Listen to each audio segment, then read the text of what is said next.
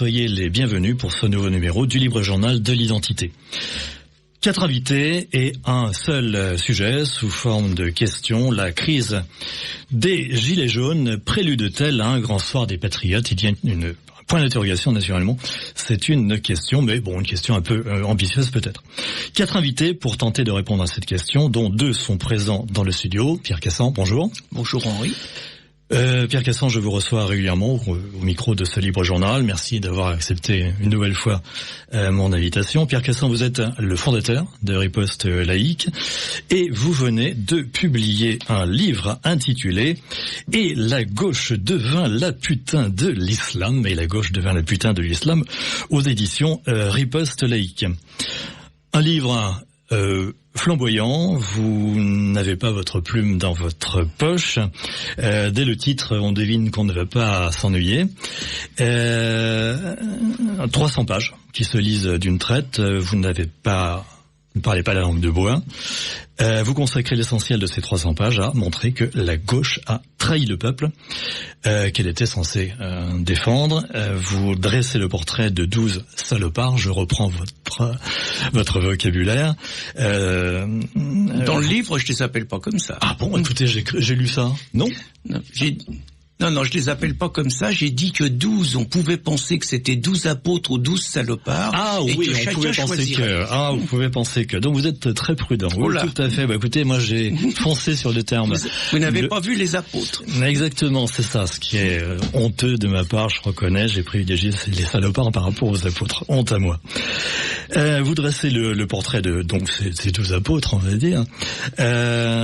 Vous carbonisez tour à tour Claude Askolovitch, Jacques Attali, Olivier Besancenot, Daniel Cohn-Bendit, Caroline Fourest, Bernard-Henri Lévy, Emmanuel Macron, Jean-Luc Mélenchon, je dois dire un portrait absolument délicieux, Edwy Plenel, Marlène Schiappa. J'imagine que vous avez un petit peu cédé au charme de Marlène, parce que ce qui a matière à... Enfin, je veux dire intellectuellement, je veux dire... Intellectuellement, non, mais par la tenue de ses propos, oui. Bien. Et le 12e apôtre, eh bien, ça sera Michel Tubiana. Alors, au niveau parité, nous avons 11 apôtres et une apôtresse. Je ne sais pas si on dit des choses comme ça. 12, à moins que vous considériez que Caroline Fourest, de par ses spécificités... Ah, c'est vrai, vous avez raison, ça fait 10, 10, bien sûr. 10 plus la parité n'est pas respectée, mais quand même. Oui, j'avais sans doute mis un voile vous avez pudique. Masculinisé Caroline. Exactement, qu'elle me pardonne si elle nous écoute. Toute votre 3e partie est un procès à charge. C'est de la dynamite contre cette gauche qui a changé de peuple pour mieux asseoir sa soif de pouvoir. Nous parlerons naturellement de cette trahison de la gauche quand nous évoquerons le pacte de Marrakech que le président s'apprête à signer lundi prochain, si du moins il est encore président. Bien, Charles Demassieux, bonjour. Bonjour. Vous êtes romancier, vous êtes primo invité dans ce Libre Journal. Comprenez par là que c'est la première fois que je vous invite. Et je vous en remercie. Soyez le bienvenu. Samedi dernier, vous vous êtes immergé dans les rangs des Black Blocs et autres antifas sur les Champs-Élysées. Et vous allez témoigner pour les auditeurs de Radio Courtoisie de ce que vous y avez vu et entendu. Vous avez publié un reportage avec photos sur le site de Riposte Laïque, ce qu'on appelle du journalisme d'immersion. Bravo pour votre courage. Merci. Vous êtes bien conscient qu'il s'agit d'un fusil à un coup. Vous ne pouvez pas recommencer l'aventure. Je m'en garderai. Sauf si vous êtes suicidaire éventuellement. Non. La cause a besoin de martyrs. Ah, c'est vrai, d'accord. Vous pourriez faire un excellent martyr. Je vais laisser ma place. Bon.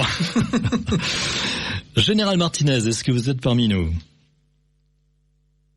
Ah, écoutez, le général Martinez n'est pas parmi nous, c'est tout à fait dommage. Est-ce que Michel Torris est parmi nous? Non plus. Eh bien, écoutez, donc nous allons passer à autre chose avant de les avoir au bout du fil. Donc au menu de cette émission, Gilets jaunes, acte 4, la situation insurrectionnelle que connaît notre pays, l'état des forces de police, très sollicité sur de nombreux points, sur de nombreux fronts, j'allais dire, est-ce qu'elles peuvent tenir encore longtemps, le rôle des Black Blocs et autres antifas dans le dispositif gouvernemental anti-Gilets jaunes, les banlieues bougeront-elles, Le rôle possible de l'armée, on évoque le général Pierre de Villiers. Est-il l'homme de la situation en cas de défaillance du pouvoir ? Rôle des deux partis d'opposition que sont le Rassemblement national et la France insoumise. L'extrême gauche peut-elle récupérer un mouvement qui lui est essentiellement étranger, par essence étranger.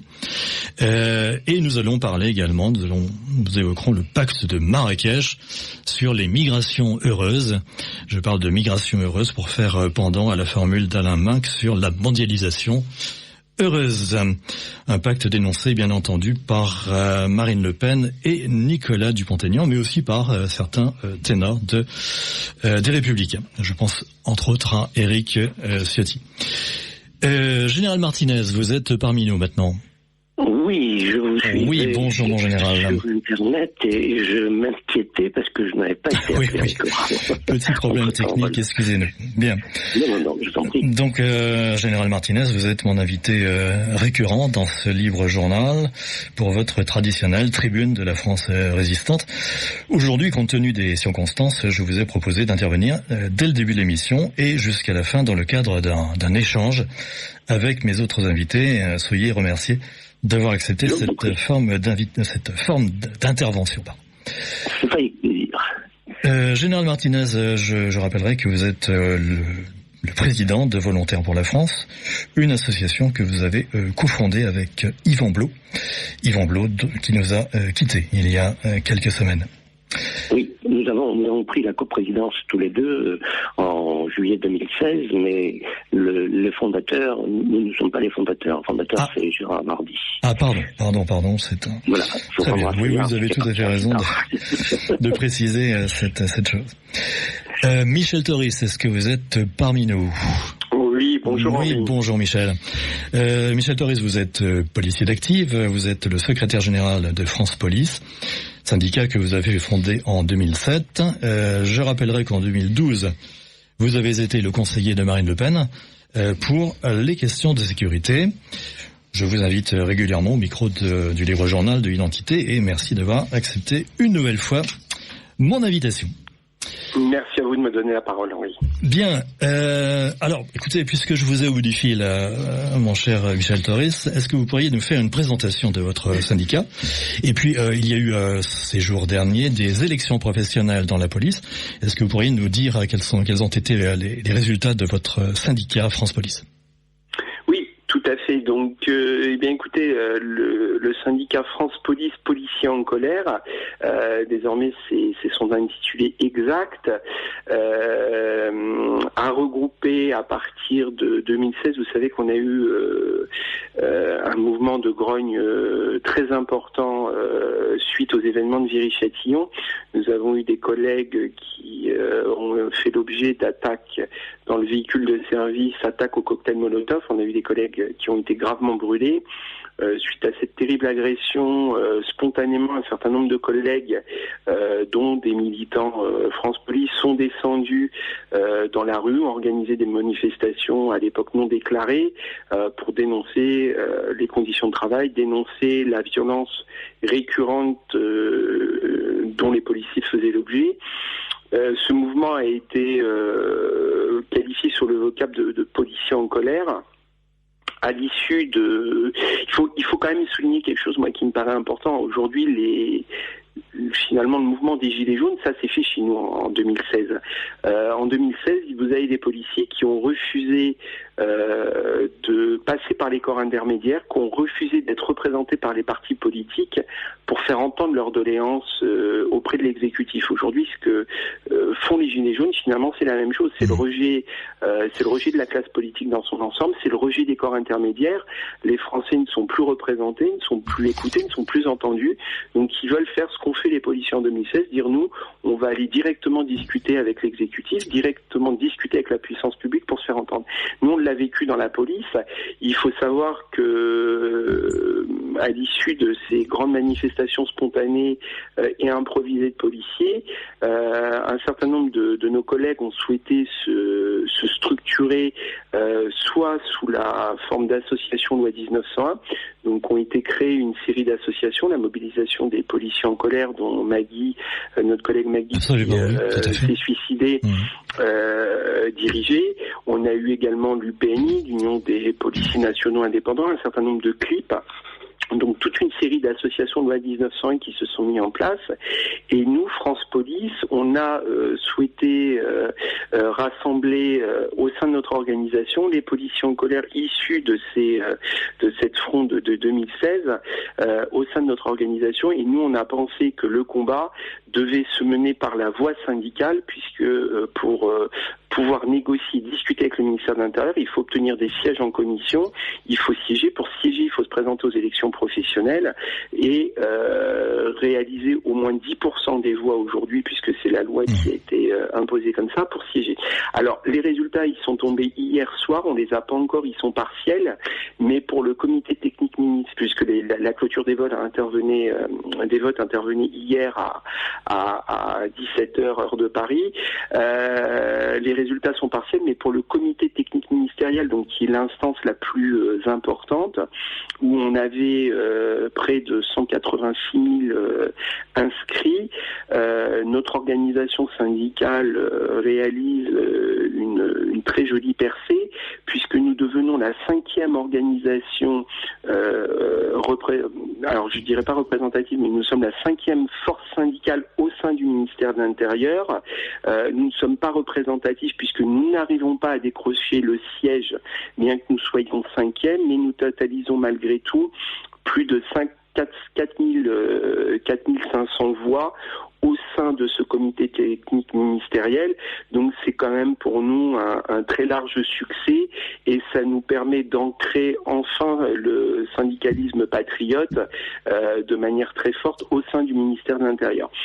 On a devant nous, je serai assez court, on a devant nous donc arrive en tête, on a la Confédération Force Ouvrière qui arrive avec un peu plus de 34% des voix. Derrière, Alliance Police Nationale, le syndicat qui avait appelé à voter Emmanuel Macron face à Marine Le Pen au second tour de la présidentielle, qui était majoritaire, perd son leadership au sein de la police nationale et arrive en 2e position à 31,84%. Je pense qu'Alliance paye cet appel très clair à voter Macron. En 3e position, la Confédération UNISA qui arrive à 15% des voix. En 4e, la CFDT à 9,25%. Et en 5e position, votre serviteur, le syndicat France Police, policiers en colère, à 3,19% des voix. Il faut savoir que nous, on va probablement faire un recours et contester la sincérité du scrutin, puisqu'il vous aura pas échappé que tout au long des opérations de vote qui ont duré sur près d'une semaine et durant toute la campagne, les chaînes de télévision d'information continue ont accordé des heures et des heures d'antenne à l'ensemble des organisations syndicales, y compris la CGT Police, qui arrive à 0,4% des voix. Nous n'avons pas été une seule fois invité en plateau à nous exprimer. On a été totalement boycottés. Pourquoi ? Tout simplement parce que notre organisation syndicale est réputée être une organisation patriote. Nous avons eu des positions pour aujourd'hui soutenir la révolte et la colère des Gilets jaunes, et évidemment tout ça ne plaît pas à l'establishment, donc nous sommes totalement boycottés. Malgré ça, donc je souligne un gros succès nous concernant. On arrive 5e, et je pense que le syndicalisme patriote a des beaux jours devant lui au sein du ministère de l'Intérieur. Bien, parfait, Michel Toris. Alors, ce réveil du peuple de France, nous l'avons tous passionnément attendu et espéré.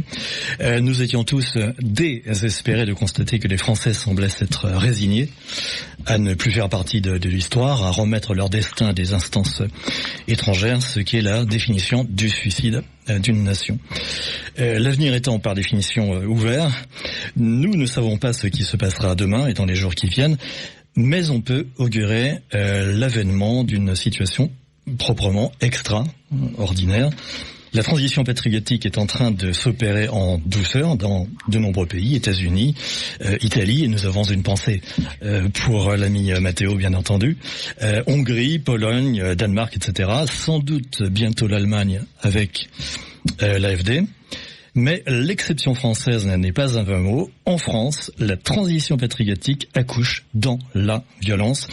Je le dis avec gravité car les événements qui s'apprêtent à secouer la France et Paris, pour combien de jours et de semaines, nous ne savons rien, pourraient être à la mesure de la haine accumulée depuis des décennies par notre peuple contre un système qui avait tranquillement décidé sa disparition. Alors messieurs, j'aimerais avoir votre analyse d'ensemble de la situation. Général Martinez, est-ce que vous souhaitez ouvrir le feu ? Ben écoutez, je crois que tout le monde sera d'accord sur le fait que, comme vous le disiez, c'est une situation extraordinaire à laquelle nous assistons après 18 mois de pouvoir du nouveau président qui s'était installé, chacun l'avait dit, dans le costume de président de la République et qui... C'est dans le costume de Jupiter. Et qui au bout de 18 mois, on le voit, eh bien, j'avais déjà émis des critiques très sévères à l'égard de nos dirigeants précédents, mais là, on est obligé d'avoir une critique très très sévère à l'égard du président de la République, il faut bien le dire. Après 18 mois, vous imaginez, moi je crois que Jupiter, comme vous disiez, pensait que succédant à un quinquennat qui avait fait de nombreux dégâts à tout point de vue, il allait installer le nouveau monde. On se rend compte finalement que ce nouveau monde ressemble de façon extraordinaire au précédent. Et là, ce qu'on peut dire, c'est qu'après, je dirais, ça remonte maintenant au début de cet été, les choses ont commencé à se compliquer pour le président. On l'a bien vu. Il fait preuve, je pense, c'est mon point de vue, d'une certaine arrogance jointe à une certaine immaturité dans le domaine de la politique, l'essence de la politique. On a bien vu, notamment avec l'affaire Benalla, il n'a pas voulu s'exprimer tout de suite, alors que cette crise aurait pu être réglée très rapidement. Il a attendu et les choses se sont envenimées. Et on assiste aujourd'hui, dans cette affaire des Gilets jaunes, de cette révolte des Gilets jaunes, à la même chose. Le pouvoir est resté silencieux, pensant que les choses allaient passer normalement. C'était une crise, une petite crise comme ils sont produits de temps en temps. Eh bien non. Là aujourd'hui, il y a un vrai problème.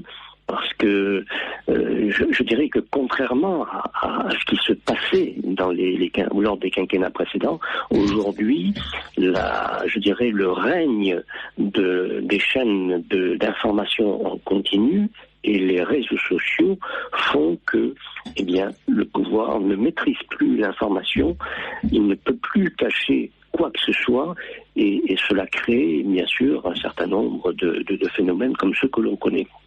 Alors, comme vous le savez, dès le départ de cette crise des Gilets jaunes, les volontaires pour la France ont marqué le soutien à ce mouvement. Mais je rappelle, et nous l'avons rappelé régulièrement à nos volontaires qui ont été engagés dans ce mouvement également des Gilets jaunes, de rester dans la stricte légalité. Et nous refusons bien évidemment la violence. Alors quand on sait ce qui est dit sur les chaînes de télévision au cours de ces dernières heures, de ces derniers jours, pour ma part, je crains un certain nombre de choses pour ce qui se passera demain à Paris. Alors moi j'engage les citoyens français, tous ceux qui soutiennent les Gilets jaunes, à faire preuve de responsabilité, parce que il faut éviter de se faire entraîner par tous ces casseurs. Et on voit bien que ce mouvement, au fil du temps, comme il n'a pas eu de représentants, je dirais, affirmés, eh bien, ce mouvement est en train de se faire noyauter tout doucement par des gens qui finalement ne défendent pas les préoccupations qui ont été celles. Alors, effectivement, nous allons en parler, bien sûr. Et donc voilà. Alors. Je dirais que sur le plan politique, on a entendu le Premier ministre hier, le président reste silencieux, devrait parler la semaine prochaine. Certains disent, comme le président de l'Assemblée, que c'est pour ne pas mettre de l'huile sur le feu. Sur ce point, je pourrais effectivement le rejoindre parce qu'il est évident que son comportement dans cette affaire jusqu'à présent a fait que dès lors qu'il ouvre la bouche maintenant, c'est considéré comme une provocation. Et là, il est vraiment fautif. Et certains lui reprochent de ne pas prendre la parole. Bon, cela étant, il la prendra. La situation aujourd'hui est telle que, pour ma part, moi je considère que le quinquennat de M. Macron est terminé. C'est-à-dire qu'il est président, il sera président jusqu'à la fin du mandat ou pas à la fin du mandat, je n'en sais rien. Toujours est-il qu'il ne pourra plus agir comme il le souhaitait dans le cadre de la politique qu'il envisageait. Alors, mon général, nous allons... Il y a plusieurs... Oui, alors là, je termine. Oui. Il y a plusieurs hypothèses qui se présentent. Certaines demandent sa destitution. Il ne faut pas rêver. La destitution ne peut être engagée que par le Parlement. Absolument, et donc, au Parlement, il détient la majorité. Donc, existe. La seule chose qu'il pourrait faire éventuellement devant le fait qu'il est maintenant ligoté et qu'il ne pourra plus agir, c'est de décider de lui-même de démissionner. Mais je le vois mal le faire compte tenu de son caractère. Alors ensuite, d'autres émettent la dissolution de l'Assemblée.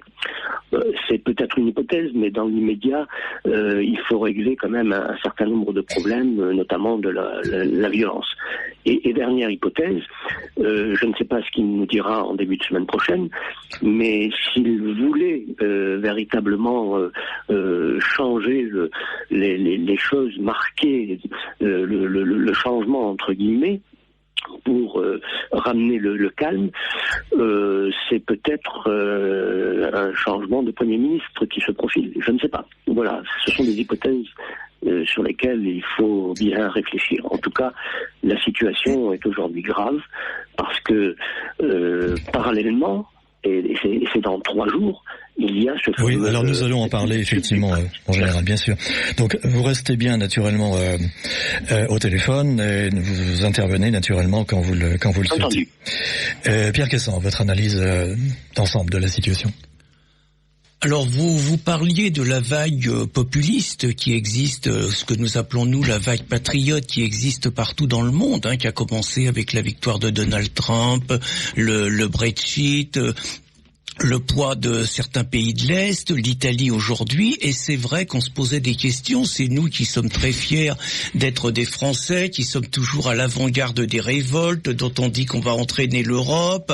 On avait un petit peu l'impression d'être devenus les cancres de l'Europe, voire les cancres du monde. Et comme toujours, on se dit que les mouvements, les soulèvements populaires ne viennent jamais d'où on les attend. Et je crois qu'on vient d'en avoir encore la preuve. Là, c'est réellement la France oubliée, la France des petits salaires, la France des gens déclassés, la France de beaucoup de personnes qui ont été obligées de quitter les périphéries urbaines parce que ça coûtait cher, les loyers, ou tout simplement, par exemple, une Ghislaine Duménil en est l'exemple. C'est des gens qui sont nés dans le 93. Directrice des éditions Apostolaïques, et que j'ai reçu d'ailleurs à ce même micro pour son livre Mahomet au volant, la charia au tournant. C'est l'exemple type. C'est-à-dire que ce sont des gens qui naissent dans le 93, qui commencent à s'éloigner pour aller dans le 92 et qui se rendent compte que dans le 92, ils sont confrontés exactement au même problème et qui font le choix d'aller vivre à 100 km de Paris pour que leurs 5 enfants puissent avoir une éducation et puissent échapper à une école publique où ils seront les petits blancs minoritaires. Et c'est cette France-là qui a été frappée de plein fouet par une multiplication d'augmentation de taxes. Ce sont des gens qui, en moyenne, jeunes font 100 km par jour, parfois 200 pour aller travailler, tout simplement parce que c'est leur seule solution. Ce sont eux qui sont réprimés par la sécurité routière, par la limitation de vitesse à 80 km/h, par la multiplication des radars raquettes. Ce sont eux qui prennent de plein fouet tout ce que coûte l'entretien de l'appareil d'État et de tous les parasites que eux payent avec leurs impôts et les taxes. Et finalement, c'est cette France qui s'est révoltée, qui s'est levée avec un mouvement d'une profondeur que personne n'imagine, avec une haine pour le président de la République que personne n'imagine, avec une révolte par rapport réellement à leurs conditions d'existence que personne n'imagine, mais aussi avec un soutien populaire. Moi, j'ai eu le privilège d'aller sur quelques barrages, on va dire, en province, et réellement, vous avez affaire à des gens qui gagnent entre 500 et 800 000 euros par mois. Vous avez affaire à des couples qui travaillent 800 ou 1000 euros. 1000 euros voilà. Par mois. Vous avez affaire à des gens qui travaillent comme des fous, mais qui pour gagner 2500 euros par mois, sont obligés de faire des semaines de 45, 50, 55 heures, qui sont obligés de payer les nourrices, qui sont obligés de payer au prix fort l'essence qu'ils mettent dans la voiture pour aller travailler, et malgré tout, qui sont surendettés. Et c'est cette France-là qui apprend, par exemple, que Marlène Schiappa, dont j'ai parlé dans mon livre, entre autres, c'est que Marlène Schiappa vient de se permettre d'augmenter ses conseillers, on se demande de ce qu'il lui conseille d'ailleurs, et de les payer 10 000 euros par mois. C'est cette France-là qui voit quelque part une nomenclatura qui se gave et qu'on a marre de payer pour ces gens-là. Et un soutien exceptionnel, moi je voyais réellement sur les barrages, mais vous aviez 80% des voitures qui avaient un gilet jaune, qui klaxonnaient, qui donnaient à manger aux gilets jaunes, qui leur donnaient des billets, qui parfois leur amenaient un petit plateau d'huîtres, qui faisaient preuve réellement d'un soutien et d'un encouragement. C'était surtout, vous lâchez pas les gars. Donc un mouvement d'une profondeur que personne n'a vu venir. Charles de Massieu, votre analyse de la situation. Alors moi, ce sera pas une analyse, c'est juste un constat sur le terrain où, lorsque je me suis donc entre guillemets immergé avec les Black Blocs, ce que je vois, c'est que tout le monde s'est greffé sur ce mouvement parce que j'ai passé la journée entre les Champs-Élysées, l'Étoile. Donc le 24 dernier, le 24 novembre dernier, oui. Et c'est c'est ce que disait Pierre. S'agissant des gilets jaunes, j'ai vu par exemple une pluralité au niveau de l'âge. C'est-à-dire qu'il peut y avoir des retraités comme il peut y avoir des jeunes couples. Mais là où je voudrais rebondir, c'est au niveau de la caste, de ce que j'ai vu. Attention, mon témoignage est très subjectif. Je n'ai pas le don d'ubiquité, je peux pas être partout à la fois. Mais ce que j'ai vu, donc rue de Rivoli, la fin de la rue de Rivoli qui débouche donc sur la Concorde qui était barrée par les forces de police, c'est bien sûr qu'il y avait dans le cortège une révolte, mais la casse est quand même le fait, je rappelle encore ce que j'ai vu, des Black Blocs et autres Antifa, c'était ce qu'on appelle l'ultra-gauche, et dans une moindre mesure, certains jeunes de cité qui sont venus se greffer une fois que les véhicules ont été cassés, une voiture a flambé, qui sont venus se greffer, mais ceux qui tenaient ce qu'on appelle le haut du pavé, et c'est, excusez-moi de ce mauvais jeu de mots, parce que justement les pauvres policiers recevaient des pavés, entre autres des jantes, j'ai vu un individu ouvrir un sac avec des sortes de ce qu'il a appelé avec son copain, regarde, j'ai des bombes, c'était pas vraiment des bombes, ça devait être des sortes d'explosifs artisanaux, mais qui n'ont pas fait de grands dégâts, mais tout de même c'est très agressif pour des forces de l'ordre qui étaient statiques, à qui on avait ordonné de pas bouger, qui n'avaient recours donc qu'à la lance à eau et au lacrymogène. Et là, j'ai vu donc, oui, on peut dire que ces individus-là se moquaient éperdument du mouvement Gilets jaunes dans son essence. Ce qui les intéressait, c'est d'en découdre avec les forces de police. police et gendarmerie, faut aussi dire qu'il y avait des gendarmes, avec une violence extrême, un sens de l'organisation extrême, lui aussi, et beaucoup de, par contre ça je peux le noter, beaucoup de gilets jaunes le déploraient, puisque j'ai vu des gilets jaunes au moment où ils ont amené la voiture afin de l'incendier, protester. En plus, c'était une voiture très modeste, c'était pas du tout un modèle anglais ou italien auquel les auditeurs pourraient penser, comme le scooter qui a été détruit était un scooter tout à fait modeste. Donc là, des gilets jaunes ont protesté, mais quand vous êtes face à un groupe aussi organisé, aussi déterminé et aussi violent, je rappelle que dans le cortège, il y avait des femmes, j'ai même vu des enfants, alors des enfants pas en bas âge, mais disons, je dirais entre 10 et 15 ans. Donc, ça refroidit tout de suite. Et puis, de toute façon, j'étais pas là pour ça. J'étais là pour rendre compte du fait que l'ultra-droite, je l'ai pas vu, moi. J'ai vu des slogans traditionnels de l'anarchie. Pour remonter, on va pas remonter jusqu'à Bakounine, Karl Marx, mais enfin voilà, ça c'est le champ sémantique était autour de ça. J'ai vu effectivement des banques et des agences de banque et d'assurance détruites, avec des slogans qui ne laissaient aucun doute. Par ailleurs, j'ai vu des slogans typiques de l'ultra-gauche. Donc. De l'ultra-gauche, avec le fameux A entouré. Oui, l'anarchie et ACAB aussi. Alors je dis à nos auditeurs, ils ne savent pas ce que signifie ACAB. On le voit très souvent. Il avait été badigeonné à la peinture sur la voiture qui allait être incendiée.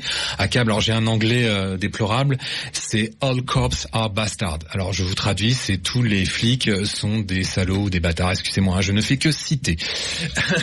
Et donc ça ne laissait aucun doute. Il n'y avait absolument pas d'ultra-droite. Et lorsque je me suis déployé ensuite sur la place Vendôme et au-delà, ainsi que les grands magasins, Lafayette et Printemps, puis enfin Saint-Lazare, il n'y avait que de l'ultra-gauche, sauf à Saint-Lazare où là, c'était les jeunes de cité qui débarquaient qui venaient des banlieues, notamment Mantes-la-Jolie, Chanteloup-les-Vignes, pour aller piller et casser ce qui s'est produit tout le reste de la soirée. Voilà.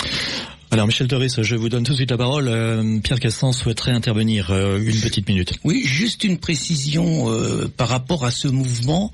Moi, ce que j'ai vu, c'est également le rejet total, global et viscéral de la dictature écologique. C'est-à-dire quand même que les augmentations d'essence, la taxe carbone qui nous attendait au 1er janvier, c'est la conséquence de la COP 21.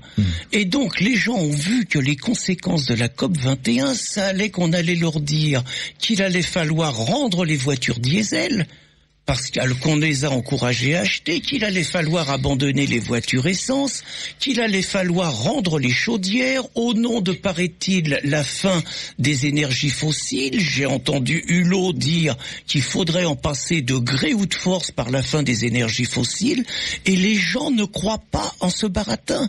Et tout simplement à juste titre, parce que j'ai vu sur un plateau de télévision un spécialiste qui n'a pas du tout le discours du GIEC, mais qu'on n'a pas beaucoup relayé, hélas, qui se permettait de dire que la France ne représentait que 0,9% de l'émission du CO2 et que même si nous réussissions à gagner 20% de ce que nous émettions, cela ne ferait baisser la température que d'1 millième de degré. 1 millième de degré. Autrement dit, ces espèces de fanatiques écolos ont décidé de transformer par idéologie le mode de vie des Français les plus pauvres, les plus populaires.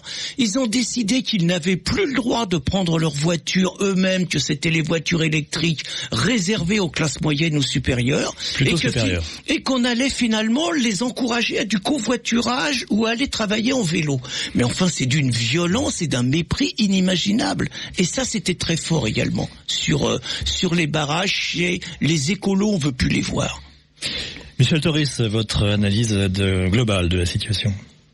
Écoutez, nous, pour être impliqués au cœur des points de blocage des Gilets jaunes et écouter avec attention les mots d'ordre et ce qui se dit de l'intérieur, l'analyse que j'en ai véritablement, c'est que on assiste aujourd'hui à une fracture du pays. Vous avez d'un côté la France des bobos, la France des privilégiés, la France du parisianisme, cette petite élite. Finalement, c'est ce petit 20% de Français qui a permis l'élection d'Emmanuel Macron dès le premier tour de l'élection présidentielle. Et de l'autre côté, vous avez la France des ouvriers, la vraie France, la France qui se lève tôt, comme le disait Pierre, ces gens qui travaillent et puis qui finalement à la fin du mois se disent on travaille mais on ne peut pas vivre décemment du fruit de notre travail.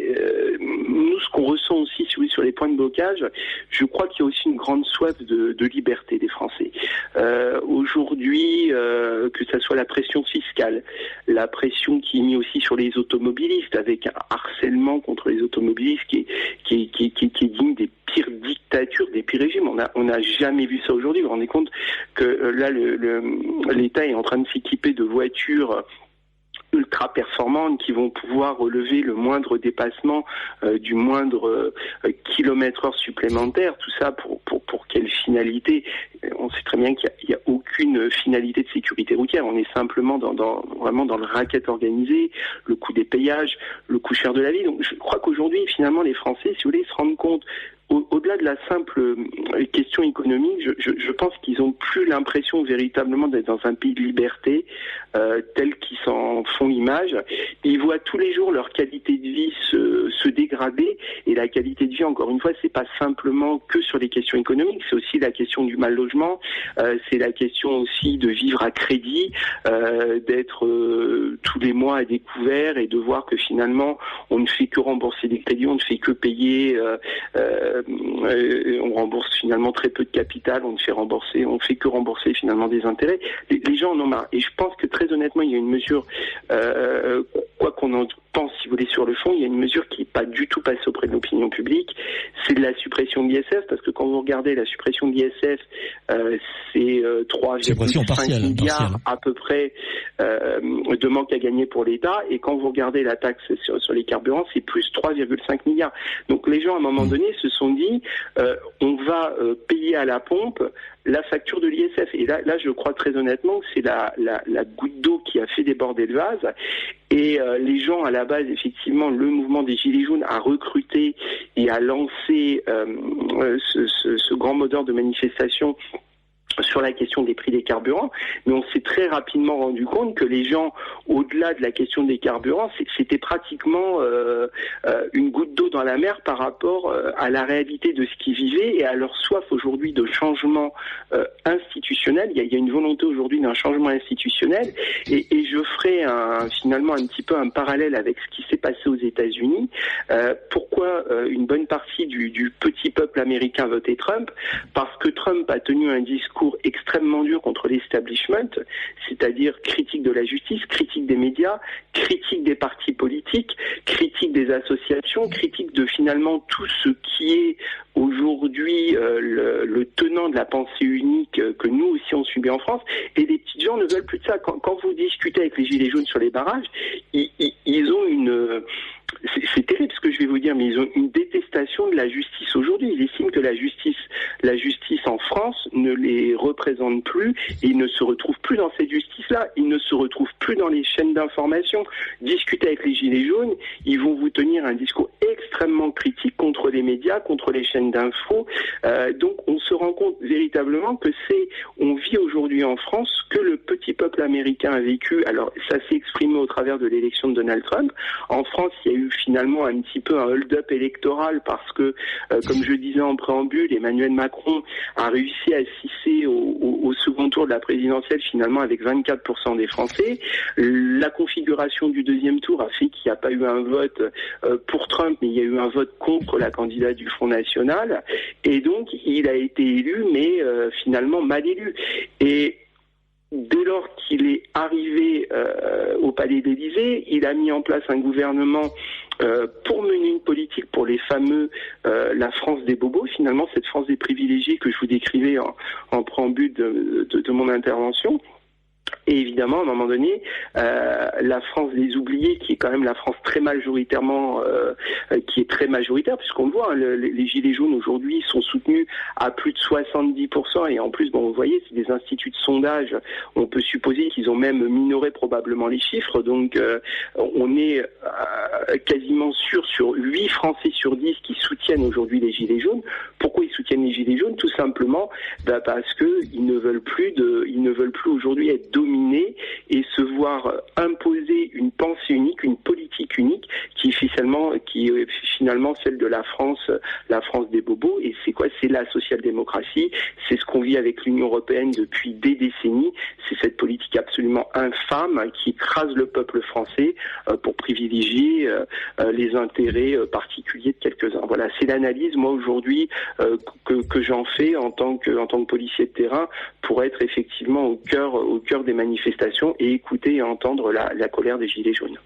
Excusez-moi, Monsieur Torry, je voulais vous poser une question. Parmi les forces de police... Charles de Massieu. Excusez-moi, oui, bien sûr. J'ai coupé la parole. Non, allez. Et parmi les forces de police qui gagnent des salaires pour le moins modestes, vous avez une idée à peu près de la proportion je parle de la police parce que la gendarmerie, bon, vous n'êtes pas gendarme, de membres qui soutiennent vraiment le mouvement? Oui, c'est quasiment. Alors vous savez que chez nous la police a plusieurs corps. Donc si vous prenez le gros des troupes, hein, qui est ce qu'on appelle le corps d'encadrement et d'application de la police nationale, donc qui regroupe de l'adjoint de sécurité au major de police. Donc on est un petit peu, si vous voulez, ce corps-là, c'est un peu les ouvriers de la police nationale. C'est à peu près 100 000 fonctionnaires. Je pense que ça doit être à 98% favorable aux Gilets jaunes. Après, évidemment, si vous allez voir dans le corps des commissaires, qui eux sont finalement un peu les nantis de la police nationale, il est fort probable que le chiffre soit pas le même. Mais très globalement, si vous voulez, pour les collègues de terrain, qui ont, comme vous le soulignez, des bas salaires, des conditions de travail extrêmement difficiles, et qui eux aussi sont victimes totalement de cet establishment que je vous décrivais, avec des médias qui passent leur temps à vomir sur la police nationale, des politiques qui passent leur temps à critiquer les forces de police, une justice qui est bien souvent plus du côté des casseurs de fric que du côté de nos collègues. Vous vous doutez bien, si vous voulez, que le ressentiment des collègues et la défiance, je vous dirais, de nos collègues à l'égard de ce système-là est très fort. Maintenant, comme je l'ai toujours dit, nous on est des policiers républicains, on respecte le processus démocratique. Emmanuel Macron a été mal élu, mais il a été élu, et il est évident que tant qu'il sera dans cette situation juridique de l'égalité, c'est tout notre honneur, si vous voulez, de protéger les institutions de la République et d'assurer la sécurité de nos concitoyens. Et je soulignerai aussi un point important: quand on est sur les opérations de maintien de l'ordre, on ne fait pas que protéger les institutions de la Ve République, on protège aussi les gilets jaunes pacifistes qui viennent manifester, on les protège des hordes sauvages qui déferlent de banlieue ou des casseurs du Black Bloc qui peuvent les blesser. Donc on est dans une situation, si vous voulez, nous policiers, qui veut qu'on soit dans l'exercice de nos missions totalement loyales vis-à-vis du pouvoir en place, mais quand effectivement on n'est plus en service et qu'on redevient des citoyens anonymes, il est évident que la plupart de mes collègues sont très favorables au mouvement des Gilets jaunes, et beaucoup de mes collègues d'ailleurs participent sans donner leur qualité de policier, mais participent à des points de blocage sur leurs jours de repos. Ils mettent leur gilet jaune aussi, ils participent à ce grand mouvement citoyen et populaire pour essayer enfin de faire bouger les lignes dans notre pays. Bien, chers amis, nous nous quittons une petite minute pour un petit bobino. Depuis plus de 30 ans, Radio Courtoisie se bat pour garder à Noël son caractère religieux et soutient ceux qui veulent la célébrer en installant une crèche au vu de tous. Aider Radio Courtoisie à continuer ce combat face à la marchandisation d'un si beau moment de recueillement, de partage et d'espérance. Notre message est placé sous la protection des anges dans nos campagnes, symbole de l'enracinement dont la mondialisation est en voie de nous priver. Afin que les enfants soient au cœur de cette fête, citons les mots célèbres d'une chanson laïque mais pourtant émouvante. N'oublie pas mon petit soulier. Donnez à Radio Courtoisie. Soutenez-nous par un don en ligne ou envoyez votre chèque à Radio Courtoisie, 61 boulevard Murat, 75 016, Paris.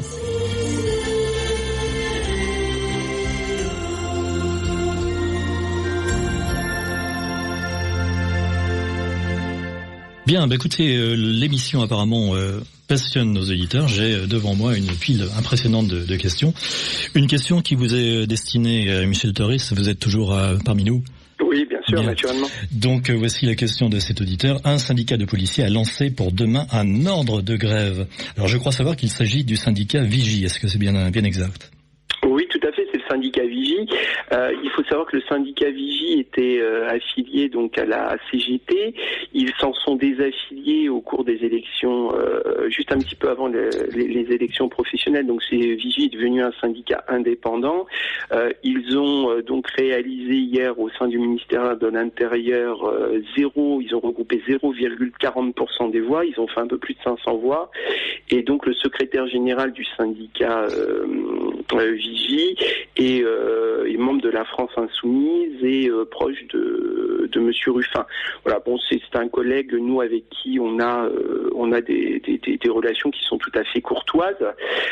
Maintenant, nous, notre position, elle est très claire. Donc déjà, il a fait un appel à la grève exclusivement pour à destination des personnels administratifs et non pas des personnels actifs, puisque les personnels actifs n'ont pas le droit de grève. Nous, on pense, en tant que syndicat France Police, policiers en colère, que cet appel à la grève est extrêmement dangereux. Aujourd'hui, maintenir l'ordre public est une nécessité, pour les raisons que je vous évoquais tout à l'heure, et moins on aura d'effectifs présents sur le terrain, moins on sera en capacité donc de protéger de manière efficace les gilets jaunes qui pourraient être mis en danger par les forces subversives et les casseurs. Et ensuite aussi, on risque d'affaiblir les collègues eux-mêmes sur le terrain, puisque si on a des compagnies de maintien de l'ordre qui sont en demi-effectif ou en sous-effectif, pour la sécurité de nos collègues, c'est extrêmement dangereux. Donc nous, on pense pas, si vous voulez, que la finalité, l'issue du mouvement des Gilets jaunes doit passer par une désertion finalement des forces de police pour laisser la rue prendre le pouvoir. Et très, très honnêtement, imaginez si demain la police n'était pas là pour assurer le maintien de l'ordre public. Absolument. Qui rentrerait demain dans le palais de l'Élysée, qui prendrait le contrôle des télévisions et qui ferait le coup d'État? Est-ce que ce serait réellement les braves gilets jaunes et les braves pères et mères de famille qui viennent défendre la qualité de vie, leur qualité de vie sur les points de blocage, ou est-ce que ce serait des forces subversives et des casseurs qui prendraient le contrôle des lieux de pouvoir, vous voyez? Donc nous, on trouve voilà que cet appel, il est dangereux. Il est de toute façon démagogique, parce qu'encore une fois, ce petit syndicat n'a fait que 0,4% et je ne crois pas qu'il y aura une seule gréviste demain qui suivra cet appel à la mobilisation. Et il faut encore une fois de plus raison garder. Je pense que le combat des Gilets jaunes, c'est un combat qui doit être politique. Aujourd'hui, la pression doit conduire, comme le disait, je crois que c'est le général qui le disait tout à l'heure, doit conduire à des réponses politiques. Mai 68, ça a poussé le général de Gaulle à un référendum. Derrière, il a été désavoué, il est parti. Et je pense qu'aujourd'hui, la voie institutionnelle que doivent suivre les Gilets jaunes, c'est obliger le gouvernement à se remettre en question. Nous, personnellement, en France Police, policiers en colère, on est favorable à un référendum, que le président de la République puisse remettre en jeu sa politique générale par référendum, la soumettre par référendum au peuple français, et on verra bien à l'issue de ce référendum ce que dira le peuple, et il devra en tirer toutes les conséquences. Mais ça ne peut pas passer, si vous voulez, par une déstabilisation de nos institutions, et ça peut surtout pas, et en aucun cas, ça ne doit passer par la violence et par le chaos et la guerre civile. Bien, beaucoup de questions, je le disais, de remarques, celle-ci que je n'hésite pas à lire. Génial le titre, touché, merci. Eh bien, merci cher auditeur. Cet auditeur, messieurs, excellente émission, merci. Est-il possible de s'étonner que le poids financier des migrants et de l'immigration en règle générale ne soit jamais avancé dans les calculs que l'on peut opposés aux dépenses du gouvernement, y compris venant du Rassemblement national. Alors je cède la parole à Pierre Casson. Or, c'est vraiment une question de fond qui explique un petit peu la difficulté parfois dans ce mouvement d'aborder ces questions. Nous, on a fait un tract justement où on a expliqué que le prix de l'essence, c'était aussi le prix de l'immigration. Un prix de l'immigration qui coûte quand même, Gérard Pince, économique, nous expliquait que c'était 70 millions d'euros en 2013, avant la vague migratoire. 70 milliards. Oui. 70 milliards d'euros. Oui, c'est ça. 70 milliards d'euros. Et le rapport Posokov monte jusqu'à 84 milliards. Absolument. Par an, bien sûr. Et d'autre part, dans les nouvelles mesures, vous avez entre les mineurs isolés qui coûtent une somme folle au département, l'AME, vous avez 4 milliards 500 millions nouveaux. Quand vous discutez de ça sur un barrage, on sent que les gilets jaunes sont très sensibles à la question quand vous leur dites ils trouvent pas de fric pour les Français, mais ils en trouvent pour l'immigration.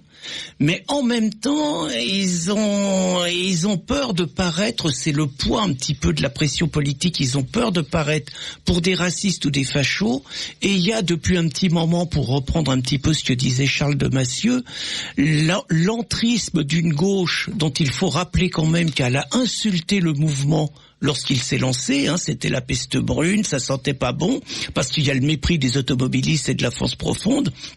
Là, vous avez de plus en plus de gens de gauche sur les barrages qui vous expliquent que finalement le problème c'est l'ISF, c'est le SMIC, c'est les retraites, ce qui est pas entièrement faux, mais qui occulte totalement et qui veut interdire tout débat, toute discussion là-dessus. Et c'est notre rôle justement d'imposer ce débat.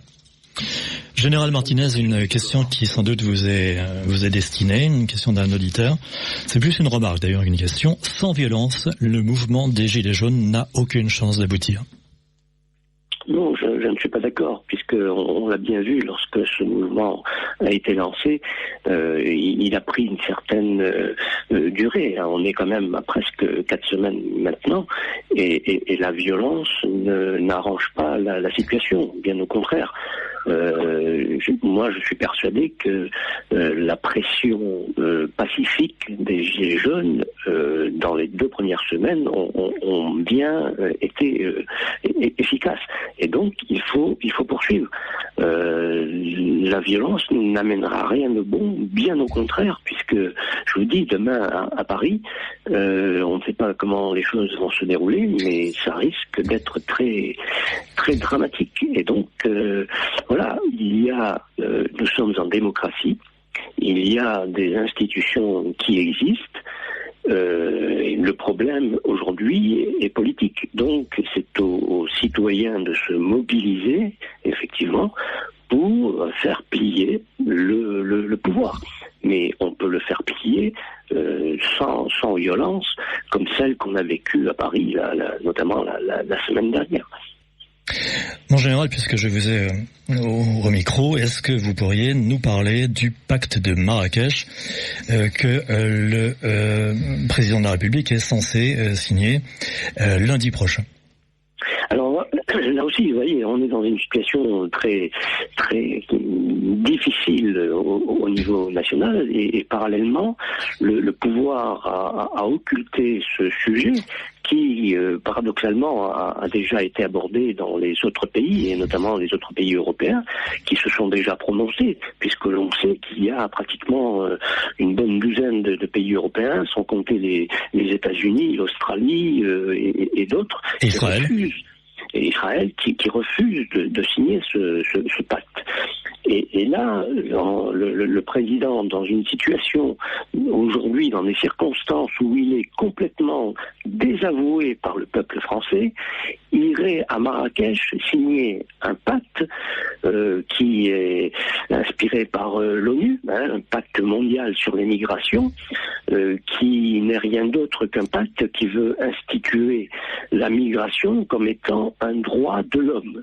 C'est donc faciliter la submersion migratoire que nous avons déjà connue depuis 3 ou 4 ans. Ce serait instituer cela.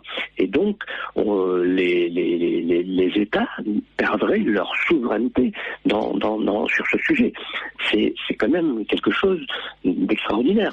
Et donc, aujourd'hui, comment le président de la République pourrait décider à lui tout seul, de quel droit d'ailleurs il n'est pas légitime pour engager l'avenir du peuple français, de la nation française, sur un sujet comme celui-là. Nous vivons déjà depuis une bonne quarantaine d'années, les choses se sont aggravées depuis une bonne dizaine, depuis le début des années 2000, on le voit bien. À l'évidence, il faut tirer les enseignements de cette politique d'immigration qui n'a pas été contrôlée, qui est massive et qui concerne des populations qui sont de cultures totalement différentes de la nôtre, voire hostiles à la nôtre. Et on voudrait aujourd'hui signer ce pacte. Moi, sur ce sujet, nous avons, comme vous le savez, Volontaires pour la France, lancé une pétition contre ce pacte. Et j'engage nos auditeurs à aller sur votre site pour la signer. Oui. Absolument. Nous en sommes là aujourd'hui on est aux alentours de 26 000 signatures en quelques jours. Il faut poursuivre, mais cela étant, tenant compte de cela, nous avons essayé et nous avons établi un document qui a été établi donc par les Volontaires pour la France, qui est adressé au président de la République. Nous allons essayer, on fait le forcing pour que certains médias au niveau de la presse nationale puissent s'en faire l'écho, mais toujours est-il que ça part aujourd'hui, et nous nous adressons au président de la République pour lui dire que nous refusons, il n'a pas le droit à lui tout seul, alors que 80% de la population française considère qu'il faut stopper ou réguler drastiquement l'immigration. Alors, on lui dit qu'en décidant seul de signer ce pacte, il ajouterait un motif de révolte supplémentaire à la colère d'un peuple déjà malmené. Et les choses sont claires. Moi, dans ce papier, c'est clair. Il se rendrait coupable d'un délit de démocratie, voire de trahison à l'égard de la nation. Et donc, on lui demande de renoncer à signer ce pacte. Alors, si vous voulez, ce texte a reçu l'appui, parce que nous avons essayé aussi d'avoir des signatures de certaines personnalités. On se rend compte, et Pierre le disait tout à l'heure, lorsqu'on sort du discours politiquement correct, les gens ont peur d'afficher leurs convictions, et on le voit bien avec les gilets jaunes sur le problème de l'immigration. Toujours est-il que ce texte reçoit l'appui d'une douzaine de généraux et d'amiraux, et il a l'appui également d'un ancien ministre. Donc, on espère que les médias, que la presse s'en fera l'écho. Parce qu'on ne peut pas poursuivre sur cette ligne. Quand on est responsable de la destinée d'une nation, d'un peuple, eh bien, la première des priorités, c'est d'assurer la protection, et puis je dirais, assurer la continuité historique du peuple. Nous sommes un peuple qui a une histoire de millénaires, et il n'est pas, je dirais, possible de vouloir modifier son identité à ce point. Donc il y a là un vrai problème qui a été occulté par nos dirigeants politiques jusqu'à aujourd'hui, mais il faut que les citoyens français en prennent conscience, et c'est un sujet, comme je le disais dans ce papier, si le président passait outre sans tenir compte du désaveu qui le frappe aujourd'hui. Moins de 20% d'avis favorables, effectivement. Oui. Et oui, donc ce serait une véritable provocation. Certains sur les réseaux sociaux demandent à empêcher le président de partir par tous les moyens. Ça, c'est quelque chose, s'il a décidé d'y aller, il ira, il ne sera pas empêché. En revanche, il prend un risque énorme je dirais, en transgression, en transgressant la volonté de la majorité des Français qui sont hostiles à ce pacte. Cela est, je dirais qu'en plus ils en ont pris conscience relativement tard, puisque personne dans nos médias et nos... Tout à fait, oui. C'était une occultation généralisée, oui. Voilà, c'est quelque chose qui est venu se greffer. Et nous, Volontaires pour la France, lors de notre premier communiqué sur la première manifestation des Gilets jaunes, nous tournions déjà nos membres à instiller ce discours auprès des autres Gilets jaunes et parler justement de ce pacte mondial sur la migration de l'ONU qui risque de mener à la catastrophe. Une petite précision d'un auditeur, je cite cet auditeur, vous avez dit que Macron irait à Marrakech, cependant ce n'est pas lui, mais son secrétaire d'État aux affaires étrangères.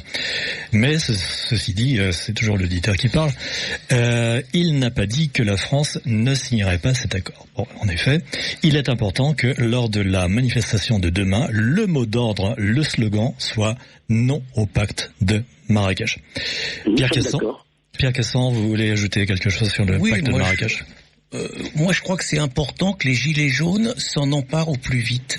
C'est-à-dire, il y a la manifestation de samedi. Je pense que je suis pas convaincu que dans la manifestation de samedi, ça soit forcément le sujet qui va être mis en première ligne, même si ça serait utile.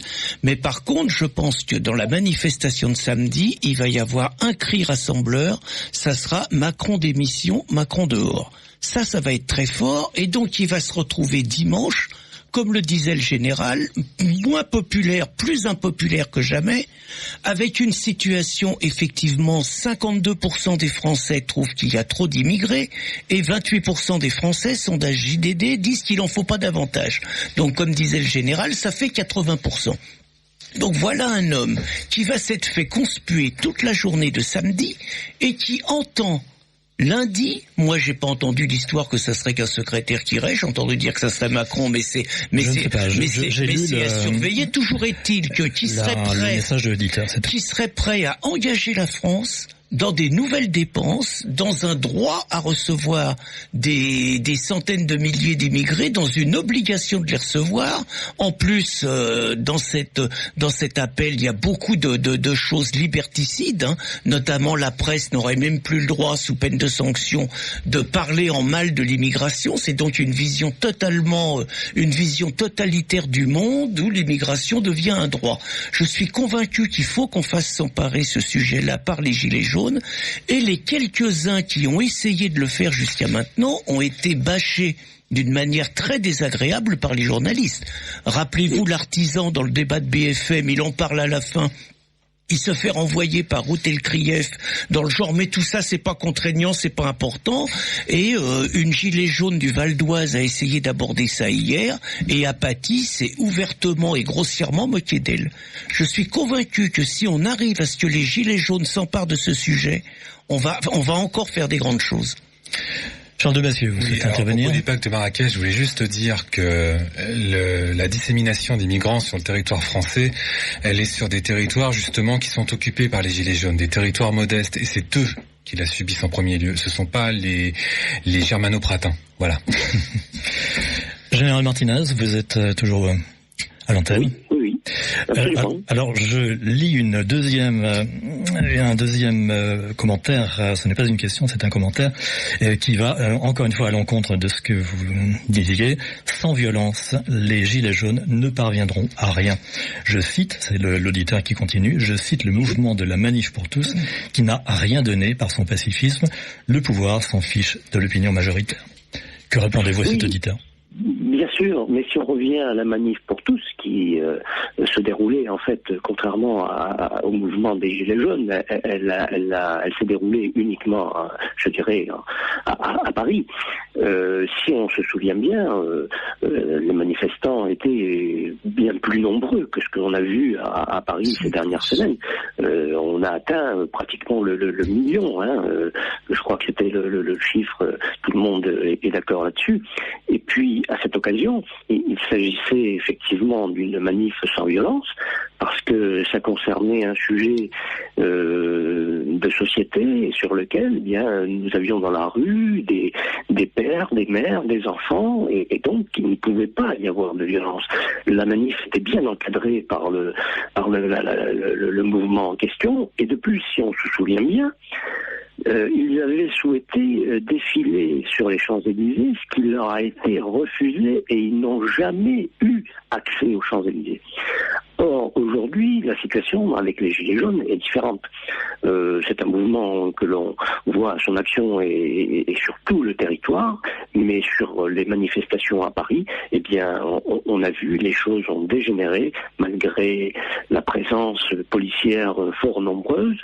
Et la violence ne peut qu'engendrer la violence. Et à mon avis, nous ne réussirons pas à faire quoi que ce soit. Je crois qu'au départ, le mouvement des Gilets jaunes a démontré qu'il était efficace. Il faut poursuivre et comme le disait Pierre tout à l'heure, et on se rejoint sur ce sujet, même si demain la manifestation, pour une bonne part, le slogan, ce sera Macron démission, c'est vrai qu'il faut s'emparer, il faut faire en sorte que les Gilets jaunes prennent également à leur compte cette affaire de pacte migratoire auquel il faut s'opposer. Parce que la goutte d'eau qui a fait déborder le vase, comme on le disait tout à l'heure, ça a été l'augmentation des taxes sur le carburant. Mais toutes ces augmentations de taxes et d'impôts, il faut faire bien comprendre à nos concitoyens que ces augmentations sont dues à notamment l'État a besoin de remplir ses caisses parce qu'il doit faire face à la dette qui s'aggrave et surtout à l'explosion, je dis bien à l'explosion du coût migratoire notamment des clandestins que l'on continue d'accueillir. À la frontière du Pays Basque, vous avez aujourd'hui tous les jours une centaine de clandestins qui passent depuis maintenant au moins 2 mois. Et tout cela, eh bien ensuite, il faut assurer leur prise en charge. Vous vous rendez compte combien d'hôtels Formule 1 l'État a acheté pour loger ces clandestins. Il faut les entretenir. Tout cela fait que, eh bien, ça entraîne une explosion des coûts dans ce domaine. Alors en particulier, donc je me permets. Et donc la violence, à mon avis, ne pourra apporter que le drame. Et c'est ce que cherchent évidemment les Black Blocs, et les casseurs et les racailles. Parce que l'un de nos intervenants tout à l'heure l'a bien précisé, dans ces manifestations violentes que l'on a eues à Paris ces 2 derniers samedis, il y a les radicaux qui cassent, certains gilets jaunes qui se laissent entraîner par faiblesse et puis l'instinct grégaire fait que ils sont pris, ils sont noyautés et voilà. Et troisième volet en fin de journée, eh bien ce sont les racailles des banlieues qui descendent pour continuer la casse et piller ce qu'ils peuvent piller. Donc tout cela ne peut mener au chaos. Donc il faut que nos forces de police et de sécurité, eh bien, les ordres seront peut-être donnés pour demain, mais il faut rétablir l'ordre contre ceux qui utilisent la violence. Et c'est mon point de vue. Alors je sais que certains ne le partageront peut-être pas, mais je crois que nous sommes en démocratie, il y a des institutions qui existent. La démocratie, eh bien, c'est la discussion, on exerce sa voix par le vote, et puis à un certain moment, bien évidemment, il peut y avoir le déclenchement de mouvements de pression. Eh bien, il faut jouer sur cette pression, mais cette pression doit rester pacifique. Alors au niveau des coûts de l'immigration, je me permets quand même de signaler un chiffre qui est absolument faramineux.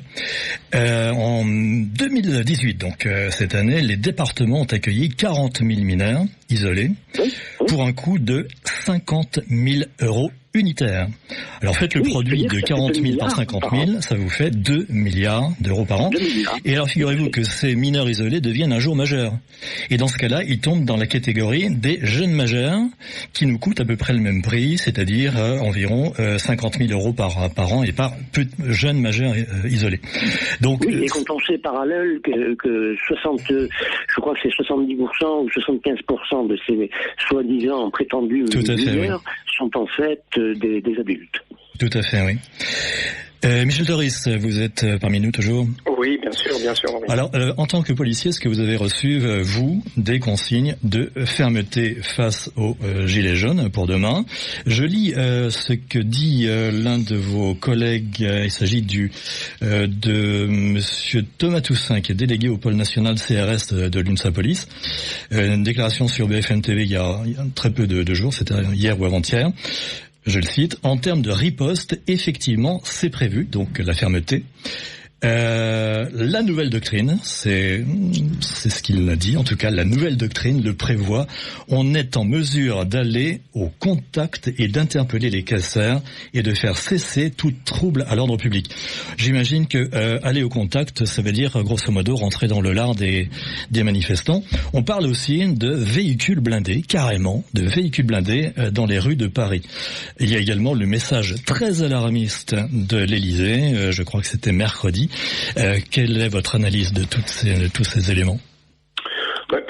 Plusieurs choses, je pense, importantes. Déjà, nous, notre position, vous savez que vous avez des syndicats de police qui ont demandé le renfort de l'armée sur les maintiens de l'ordre.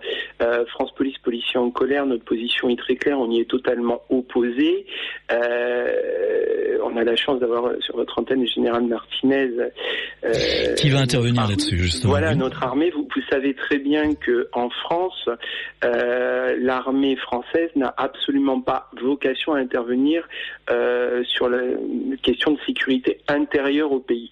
La seule mission aujourd'hui qui a été confiée en matière de sécurité intérieure pour faire face à une menace extérieure, c'est l'opération Sentinelle. Donc on ne peut pas déjà premièrement employer des militaires comme bon nous semble sur des opérations de maintien de l'ordre. C'est le premier élément. Le deuxième élément, si l'armée devait nous renforcer, il était question que les militaires tiennent, ne soient qu'en finalement dernier rideau, et ne tiennent que les lieux de pouvoir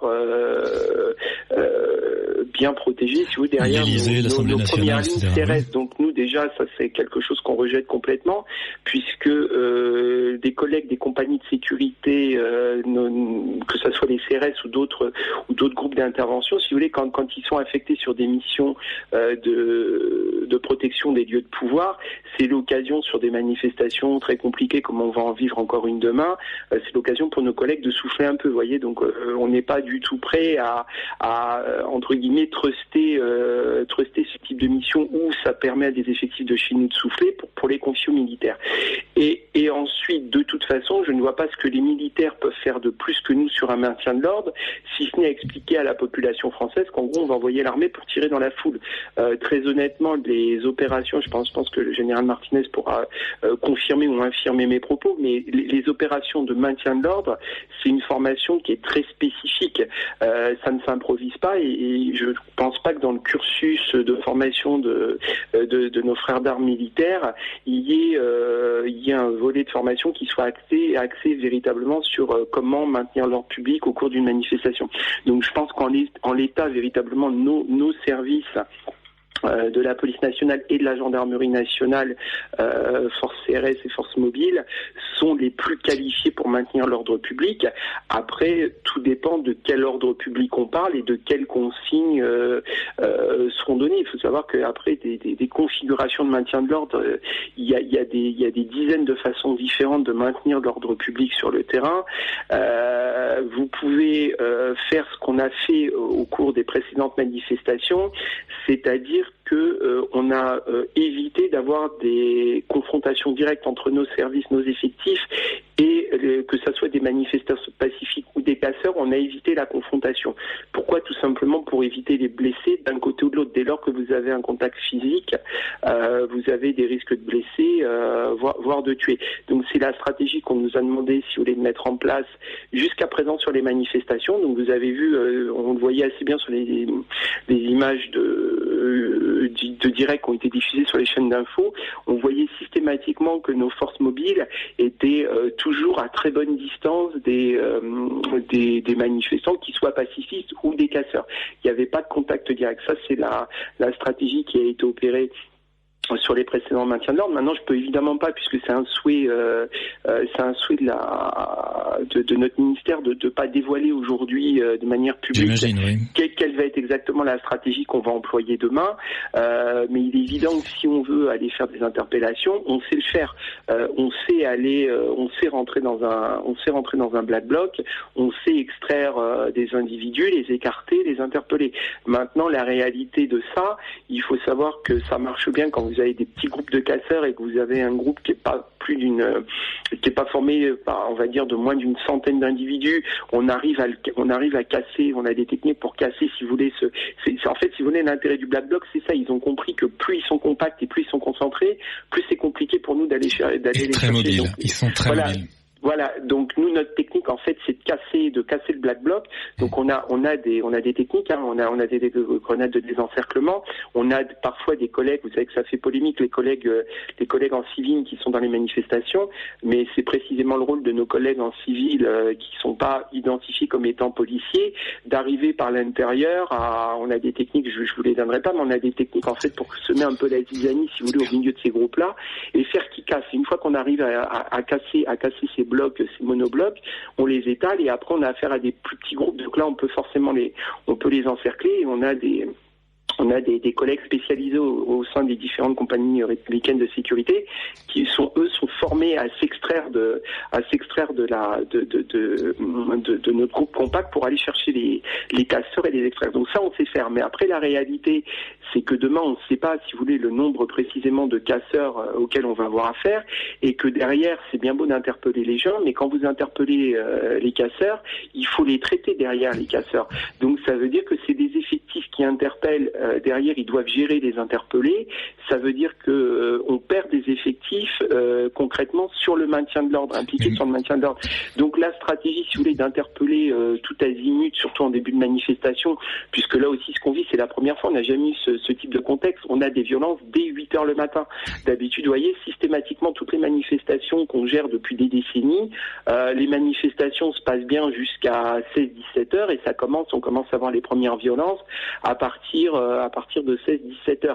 Et après, ça se poursuit évidemment dans la nuit. Là, on a les premières violences dès le matin. On est tout de suite dès le matin pris à partie. Donc, c'est très compliqué, si vous voulez, à gérer. Et très, très honnêtement, sans trahir de secret d'État, nos capacités opérationnelles d'interpeller, elles sont quand même très limitées. Sauf à expliquer qu'à partir du midi, on aura fait tellement d'interpellations qu'on n'aura plus un seul effectif pour maintenir l'ordre public. Donc, vous voyez, monsieur, je voulais juste vous rappeler quelque chose. Oui, excusez-moi. Oui, il existe dans la Constitution de la 5e République un article, l'article 16, qui donne des pouvoirs exceptionnels au président. Je crois savoir le général nous le dira, a été utilisé une fois par le général de Gaulle lorsque les généraux d'Alger ont menacé de débarquer à Paris et de faire un coup d'État. Et cet article-là prévoit on peut parler de loi liberticide, c'est vrai, mais c'est exceptionnel. Et là, dans ce cas-là, si la France entre dans une situation insurrectionnelle incontrôlable, je crains qu'il ne reste pas d'autre solution que la promulgation de l'article 16, de toute façon. Moi, je vais vous répondre peut-être de manière moins technique, mais nous, on pense pas, si vous voulez, que décréter la loi martiale soit la solution, à moins d'expliquer aux gilets jaunes et au peuple français que demain on va ouvrir le feu sur. Là, je parle d'une situation insurrectionnelle. On est aux prémices, on n'y est pas. Certes, mais nous, la question qu'on a clairement posée au gouvernement, c'est de savoir demain si on a nos premières lignes qui sont enfoncées par les casseurs, parce qu'encore une fois, on a des informations inquiétantes pour demain, mais on ne sait pas, voilà, si réellement notre dispositif peut être mis, dans quelle mesure notre dispositif peut être mis en danger.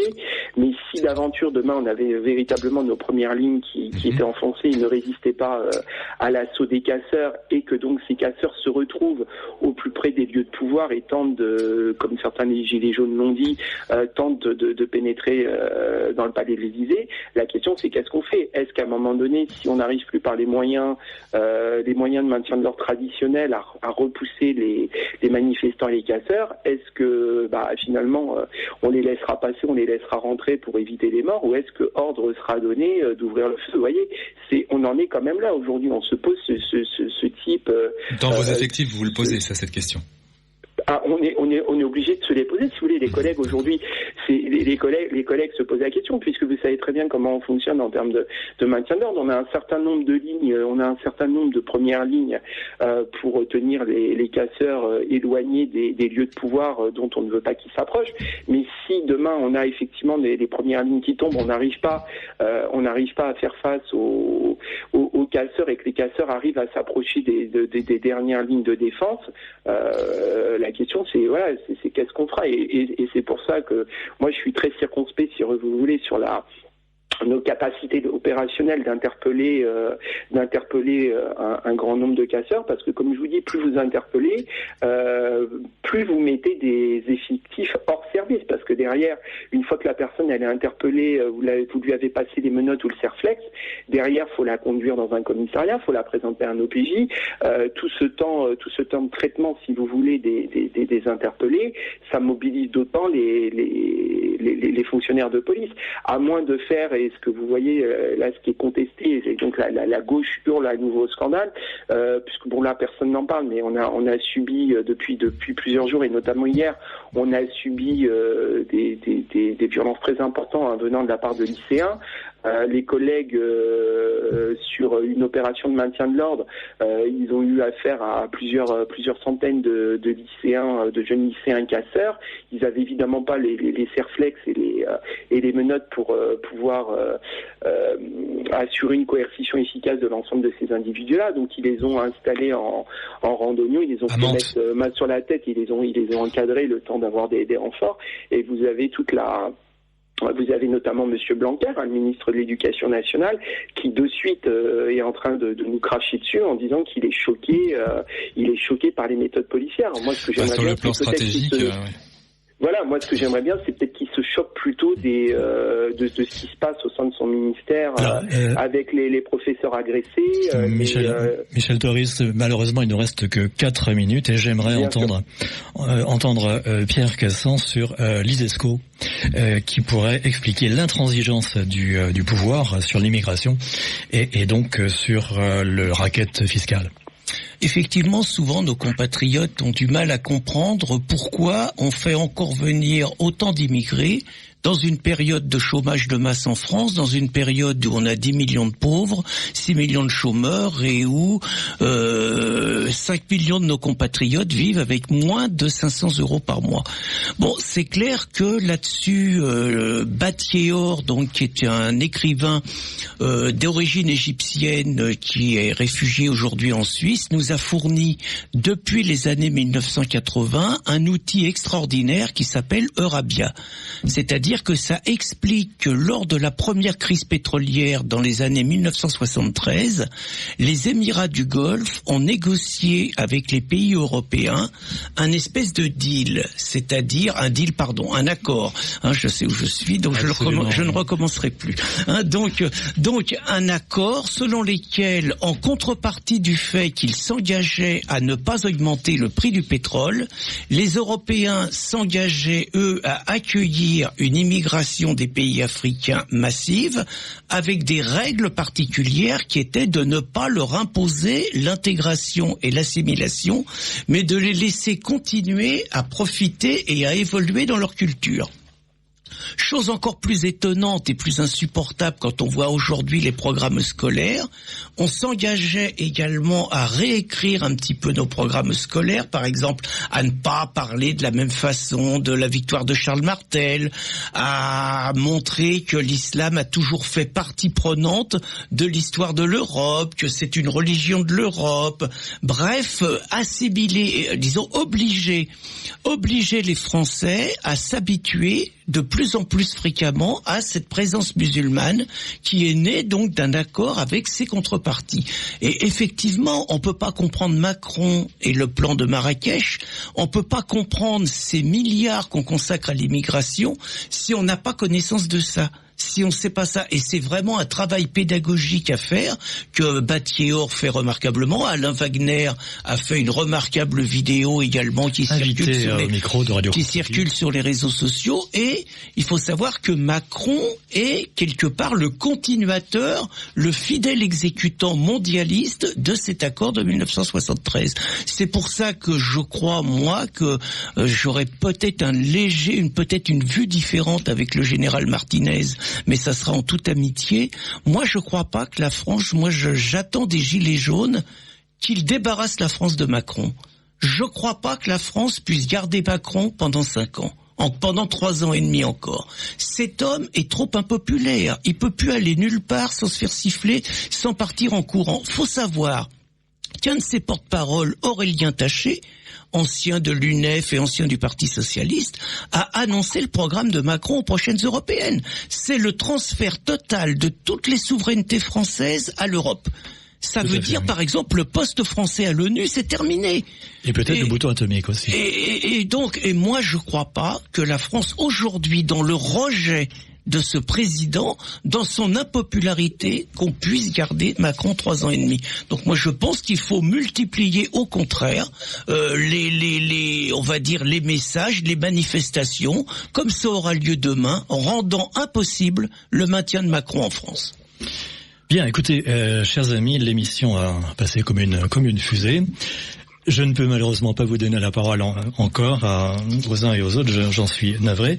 Je croule littéralement sous les messages. L'émission a passionné nos auditeurs.